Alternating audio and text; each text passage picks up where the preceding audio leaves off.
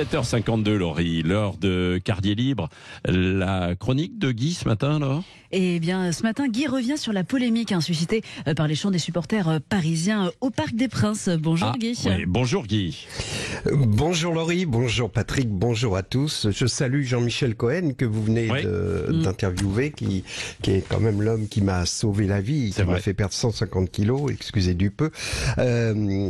Alors j'ai écouté Daniel Herrero hier matin et j'ai décidé de faire une transition entre sa chronique et les chants parisiens, un peu comme un sas de décompression. On va commencer donc par parler rugby avec la grande affaire qui agite les supporters français, à savoir la blessure d'Antoine Dupont. Les dernières nouvelles sont plutôt encourageantes. Hier, le sélectionneur adjoint du 15 de France, Laurent Labitte, nous a appris que Dupont serait retour dès jeudi avec un masque. Ce sont des nouvelles rassurantes, Patrick, n'est-ce pas ? Oui. Donc Labitte nous rassure, vous le savez. C'est facile. Je vous demande pardon.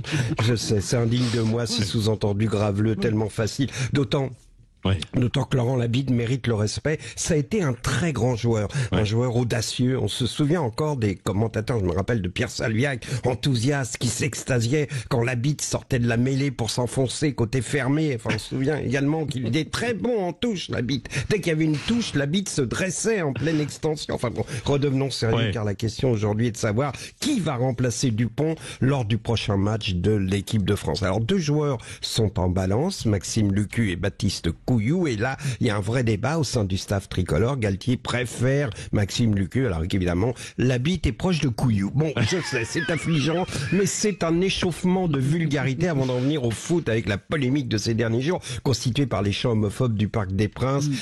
Homophobe, c'est à voir, parce qu'à partir du moment où un supporter parisien chante Marseille, on entend bip, c'est tout le contraire de l'homophobie. Bah oui, c'est une déclaration d'amour qui manque un peu de romantisme, certes, c'est vrai que c'est un peu direct, mais on est heureux d'apprendre que les supporters parisiens sont comme Labitte, ils aiment s'enfoncer petit côté. Alors, autre hypothèse, les gars sont tellement cons qu'ils se rendent même pas compte qu'en chantant ça, ils exaltent l'homosexualité.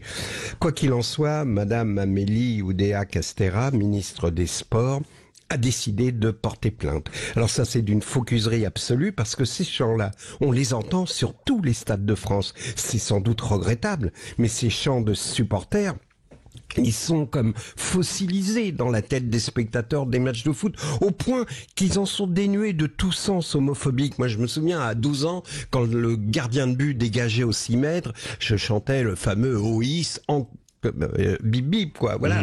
Et je savais même pas ce que ça voulait dire. Donc elle le sait, Madame Oudéa-Castéra. Donc comme d'habitude, c'est un effet d'annonce, alors que l'homophobie dans le foot, elle est pas dans les tribunes du Parc des Princes pour pas choquer le carré VIP. Aller voir un match de jeunes des U15 à Creil, par exemple. Là, si tu fais ton coming out, tu es mort. Tu ne rentres plus jamais dans le vestiaire. Dans les matchs des divisions inférieures, comme dirait Nougaro, on se traite de pédé à peine qu'on se traite.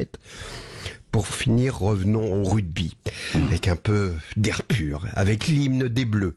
L'hymne des Bleus depuis des décennies, c'est du Jodassin.